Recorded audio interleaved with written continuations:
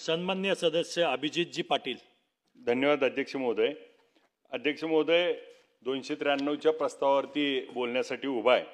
आपण बघतोय की गेले अनेक वर्ष, गेले 2-3 वर्ष झालं नगरपालिकेच्या निवडणुका झाल्या नाहीत आणि त्यामुळं माझ्या पंढरपूर नगरपालिकेचा पण असाच कारभार चालू आहे आणि या कारभारामध्ये गेल्या 3 वर्षामध्ये जे लोकप्रतिनिधी नसल्यामुळं त्या अधिकाऱ्यांचे मनमानी कारभार आणि त्या मनमानी कारभारामुळं पंढरपूरचं सर्व घाण पाणी नदी पात्रात जातं आणि मग पंढरपूरला आलेल्या वारकऱ्याला ते शुद्ध त्या ठिकाणी घाण पाण्यात आंघोळ करावं लागते आणि त्याच्या पुढच्या सगळ्या गावांना त्या घाण पाण्यात पिण्याच्या संदर्भात त्या ठिकाणी मोठे आजार होतात.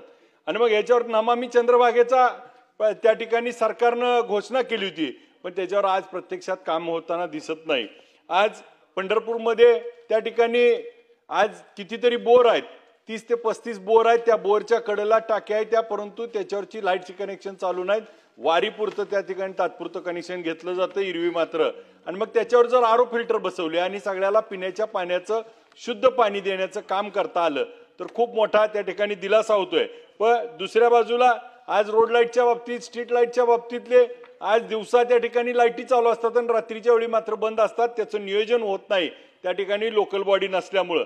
अण्णाभाऊ साठेंच्या पुतळ्यासाठी आज निधी उपलब्ध होत नाही म्हणून त्याचं काम देखील त्या ठिकाणी रखडलंय. सावित्रीमाई फुलेंच्या त्या ठिकाणी पुतळ्यासाठी त्या ठिकाणी संघर्ष केला जातोय, त्याच्यावरती मिळत नाही. आज पंढरपूरला वरच्या उपनगरामध्ये दुहेरी टॅक्सचा त्या ठिकाणी बऱ्याच वेळा मी मंत्री महोदयांना, मुख्यमंत्र्यांना सगळ्यांना पत्र दिले की त्या ठिकाणी शेतीसारा पण भरावा लागतो आणि नगरपालिकेचा टॅक्स पण भरावा लागतो.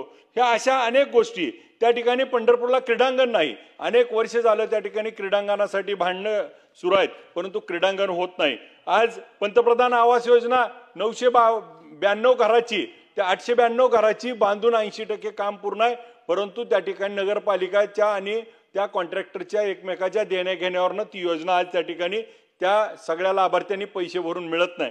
आणि मग त्या ठिकाणी पंढरपूरच्या मंदिराच्या कडेला आज त्या ठिकाणी वारी होऊन गेली. त्या मोठ्या प्रमाणात त्या ठिकाणी सुविधा उपलब्ध करण्याची गरज आहे. कॉरिडॉरच्या बाबतीमध्ये आज माझं पंढरपूर त्या ठिकाणी भयभीत आहे. नेमकं काय पडणार आहे, किती पडणार आहे, काय होणार आहे याचा अंदाज येत नाही आणि मग याच्यावरती त्या ठिकाणी भाष्य करणं आवश्यक आहे. आणि मग ज्या ज्या सुविधा होणं गरजेचं आहे. आज आपल्याला एक उदाहरण सांगतो. एसटी पार्सलच्या बाबतीमध्ये सरकारनं कॉन्ट्रॅक्टर बदलला. ज्या एसटी पार्सलला 100 ते 150 रुपये लागत होते, आज त्याला 300 ते 400 रुपये लागायला लागलेत. आणि मग एका बाजूला सरकार वसुली करतंय का, अशा पद्धतीची देखील भावना लोकांमध्ये तयार व्हायला लागली आहे. पंढरपूरच्या भुयारी गटारीचं काम देखील अर्धवट आहे. काही रस्ते त्या ठिकाणी घेतलेत, त्या रस्त्याचं काम अनेक वर्ष चालू आहे आणि मग अनेक ठिकाणी अनेक गोष्टी त्या ठिकाणी झालेल्या दिसून येत नाहीत. आणि दुसऱ्या बाजूला मात्र त्या ठिकाणी आपण एक नाट्यगृहासाठी पैसे दिलेत. नाट्यगृह सुरुवातीचं टेंडर होतं, ते ब्लॅकलिस्टेड केलं, दुसऱ्याला दिलं. आज 30 कोटीचं टेंडर आता 90-95 कोटीवर गेलं, तरी देखील नाट्यगृह आज त्या ठिकाणी सुरू झालेलं नाही. आणि मग ह्याच्यासाठी सरकार कुठल्याही बाबतीत त्या ठिकाणी भूमिका घेत नाही. आज युनेस्को मध्ये 12 गड किल्ले त्या ठिकाणी सरकारनं नामांकन आणलं, त्याबद्दल सरकारचं अभिनंदन करतो. पण ही एकमेव वारी आहे ज्या वारीमुळं देशाला एक वेगळं चित्र त्या ठिकाणी जगाला दाखवू शकलो असतो. ह्या माझ्या वारीला त्या ठिकाणी त्यामध्ये समाविष्ट करणं देखील माझ्यासारख्याची मागणी आहे. आणि मग त्या ठिकाणी आपल्याला एसटीचं बघितलं तर पंढरपूरच्या वारीच्या वेळेस 34 ते 35 कोटी रुपये एसटीला त्या ठिकाणी बिझनेस झाला. आणि आज मात्र आमच्या पंढरपूरच्या बस स्थानकाला असेल, कुर्डवाडीच्या बस स्थानक डेपोला असेल, 5-5 फक्त बस दिल्यात. मग आमच्याकडे येणारा भाविक जास्त आहे, आम्हाला त्याच्यात जास्त देणं आवश्यक आहे. आज आमच्या शेतकऱ्याच्या दुधाचे अनुदान जे सरकारनं 7 रुपये जाहीर केलंय ते देखील आज देखील मिळालेलं नाही आणि त्याच्यासाठी विलंब होतोय. आणि सातत्यानं 4-4, 5-5 महिने त्या ठिकाणी वेळ काढली जाते, ते वेळच्या वेळेला मिळणं अपेक्षित आहे. आज टेंभुर्णी नगरपालिकेचा त्या ठिकाणी 2022ला पहिली अधिसूचना निघाली, हरकती पोचल्यात. तो प्रस्ताव त्या ठिकाणी नगरविकास खात्याकडे आलाय, परंतु त्याची अंतिम त्या ठिकाणी नोटिफिकेशन निघालेली नाही. करकम आणि मोडलीमचा देखील पूर्ण प्रस्ताव त्या ठिकाणी सरकारकडे आहे, सरकारकडे सेक्रेटरी साहेबांकडे आहे. आज मंत्री महोदयांकडे गेले 1 महिना आहे त्याला मंजुरी मिळून तो त्या ठिकाणी नगरपंचायत होणं अपेक्षित आहे. आज पंढरपूर माढा शहरामध्ये पिण्याच्या पाणी पुरवठ्याची 52 कोटी रुपयाची योजना त्या ठिकाणी पूर्ण प्रस्ताव त्या ठिकाणी येऊन आज सेक्रेटरी साहेबांकडे आहे, मंत्री त्या ठिकाणी महोदयांकडे त्या ठिकाणी जाऊन बसलाय, फक्त सही करून मंजुरी देणं बाकी आहे. 10 दिवसाला एकदा पाणी येतंय माढा शहराला आणि आज आम्हाला पाण्याच्या संदर्भात मी निवडून आल्यापासून 8 महिने झालं त्या ठिकाणी पाठपुरावा करतोय. 140 कोटी रुपयाचा म्हाळुंग आणि श्रीपूरचा पाणी पुरवठ्याचा प्रस्ताव देखील त्या ठिकाणी आपल्याकडे आहे, परंतु त्याला देखील अजून मान्यता मिळाली नाही. आणि मग एका बाजूला माढा शहरामध्ये आम्हाला नगरपंचायतला इमारत बांधायची आहे, त्यासाठी जिल्हाधिकारी महोदयांकडे आम्ही त्या ठिकाणी जागेची मागणी केली आहे, ती जागा अजून उपलब्ध नाही. आज छत्रपती शिवाजी महाराजांचं स्मारक करायचंय, मोठा अश्वारूढ पुतळा करायचा आहे, त्याच्यासाठी बाबासाहेब आंबेडकरांचं स्मारक करायचं, बुद्धविहार करायचं आहे. 8 महिने झालं निवडून आलोय, त्या ठिकाणी एका बाजूला अलबेल असं वातावरण दाखवते, परंतु निधी मात्र प्रत्यक्षात कोणत्याही आमदाराला, मग इकडचे असेल नाही तर तिकडचे असेल, अजून मिळलाय असं कोणी सांगत नाही. मग गपचूप काय तुम्ही कुणाला काय दिला असला तर मला माहित नाही अध्यक्ष महोदय, परंतु आम्हाला तर अजून त्या ठिकाणी मिळालं नाही. आणि मग आज त्या ठिकाणी मतदारसंघात काम करत असताना आम्ही नेमकं काम कसं करायचं, PWDचे रस्ते आज त्या ठिकाणी सगळे रस्ते उकरून ठेवलेत, त्या रस्त्यावरती लेअर टाकायला आज त्या ठिकाणी आज कॉन्ट्रॅक्टर म्हणतोय आम्हाला डांबर घ्यायला पैसे लागतात आणि पैसे नाहीत म्हणून सगळे रस्ते त्या ठिकाणी तसेच्या तसे पडलेत. माझ्या टेंभुर्णी शहरामध्ये एक गाळाधारकांचा विषय आहे, त्या ठिकाणी जवळजवळ 15 वर्ष झालं त्यांनी गाळे घेतले आणि मग त्या काय अनियमिततेमुळे ते रद्द करण्यात आले, कोर्टात आहेत. आणि मग त्या 8 गाळाधारकांना त्या ठिकाणी आज देखील ते गाळे मिळत नाहीत आणि कुलप लावून त्या ठिकाणी गाळे ठेवलेले आहेत, परंतु ते गाळे मिळणं आवश्यक आहे आणि ते गाळे मिळण्यासाठी त्या ठिकाणी पाठपुरावा करतोय. आज माढा शहराच्या पाणी पुरवठ्याची योजना आहे, त्याच्यावरचं लाईट बिल माफ करावं म्हणून मुख्यमंत्री महोदयांनी त्या ठिकाणी जिल्हाधिकाऱ्यांना पत्र दिलं आणि तिथून नगरपालिकेनं मात्र त्याचा प्रस्ताव पाठवला नाही, म्हणून आज त्या ठिकाणी माफ व्हायचं त्या ठिकाणी तर ते लवकर करावं.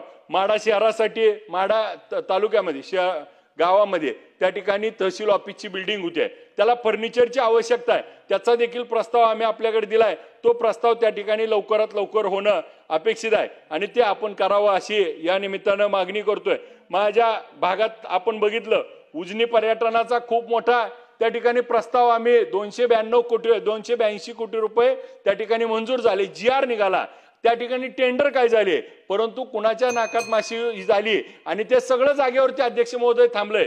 ते अध्यक्ष महोदय जोपर्यंत उजनी पर्यटन पुण्यापासून 1 तासावर आहे, आज त्या ठिकाणी खूप मोठा प्रस्ताव त्या ठिकाणी आहे, मग त्यासाठी जर सरकार त्या ठिकाणी GR काढून जर मग आज पाठ फिरवत असेल तर त्याच्यावरती काम करण्याची गरज आहे आणि त्याला लवकरात लवकर त्या ठिकाणी निधी उपलब्ध व्हावा. यमाई तलाव पंढरपूरला आनंद सागरच्या धर्तीवरती शेगाव सारखा त्या ठिकाणी होणं अपेक्षित आहे आणि त्यासाठी संत नामदेव महाराजांचं स्मारक त्या ठिकाणी 750 वर्ष झालीत. आज नामदेव महाराजांचं स्मारक असेल, सावता महाराजांना भेटायला पंढरीचा पांडुरंग स्वतः त्या ठिकाणी जातो, सावता महाराजाच्या त्या ठिकाणी पालखी पंढरपूरनं जाते, परंतु पालखी मार्गाला त्या ठिकाणी इतकी अवस्था खराब आहे तर ती पालखी मार्ग उद्या 23 तारखेला त्या ठिकाणी महाराज विठ्ठलाची पालखी त्या ठिकाणी सावता महाराजाला भेटायला जाते आणि पालखीची अवस्था काय, जसं आपण सगळ्या पालख्यांना त्या ठिकाणी विठ्ठलाचे भक्त म्हणून संत म्हणून त्यांना आपण सगळं पुरवतो आणि विठ्ठलाच्याच पालखीला जात असताना मात्र सुखी सुविधा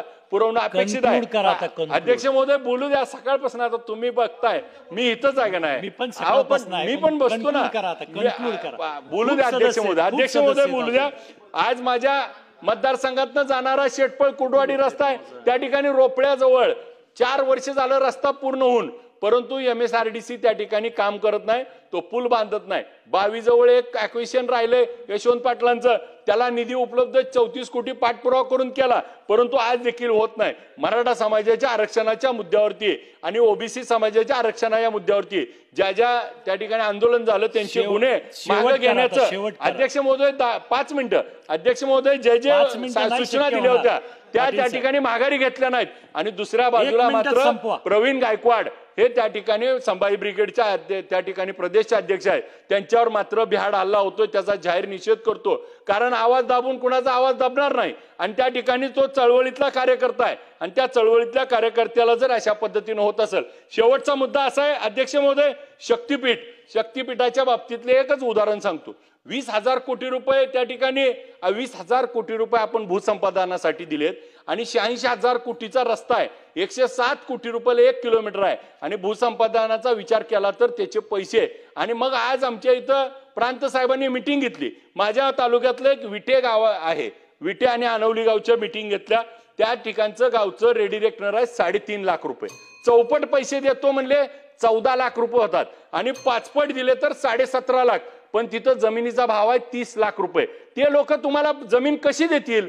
30 लाख रुपयाची जमीन 17.5 लाखाला आपण त्यांच्या नरड्यावर पाय देऊन घेणार आहोत का? शेतकऱ्याला त्या ठिकाणी हेच आजचे दिन आहेत का? ह्याच्यासाठी आपण हा शक्तीपीठ करणार आहे का? मग शेतकऱ्याच्या मनातली किंमत मिळणार नाही, म्हणून हा विरोध होतोय. तर ह्याच्यावरती आपण खरं अर्थानं काम करणं गरजेचं आहे. आणि मग सन्मान्य सदस्य अनंत अध्यक्ष महोदय कन्क्लूड करा. तुम्ही शेवटचा मुद्दा मांडून झाला. कन्क्लूड करतो. फार वेळ घेऊ नका, खूप लोक आहेत. जर हे म्हटलं तर मध्यरात्रीपर्यंत चालेल. अध्यक्ष महोदय कन्क्लूड करतो. अध्यक्ष महोदय, आज त्या ठिकाणी पांढरण रस्त्याचा विषय आपल्याला एवढा गंभीर आहे. आज प्रत्येक गावाची अवस्था अशी आहे की पांढरण रस्त्याच्या बाबतीत शेतकऱ्याची अडचण आहे. महसूल मंत्री महोदयांनी 12 फुटाचा रस्ता सांगितला, परंतु 2 फुटा त्या ठिकाणी उतार्यावर नोंद देणार. आजची अवस्था अशी आहे की तहसीलदार साहेबांकडे रस्ता मागितला की तहसीलदार साहेब त्या ठिकाणी आज 400 केसेस पेंडिंग आहेत, रस्त्याच्या केसला जात नाही. रस्त्याच्या केसला गेल्यावर काय होतंय तर जो माणूस 2-4 लाख रुपये देतोय त्याच्याकडनं तो निकाल दिला जातो आणि मग त्या ठिकाणी वर अपील केलं जातं. अपीलात प्रांत साहेबांकडे त्या ठिकाणी मॅडमकडे गेल्यावर तोच विषय होतो आणि महत्वाचा विषय आहे. सन्मान्य सदस्य अनंत नर. अध्यक्ष महोदय, विरोधी पक्षाच्या माध्यमातून याच्यावर चर्चा उद्या चर्चा अल्पसूचना चर्चा आहे. अध्यक्ष महोदय, 293च्या प्रस्तावावर बोलण्यासाठी मी उभा आहे. अध्यक्ष महोदय, सर्वप्रथम मी माननीय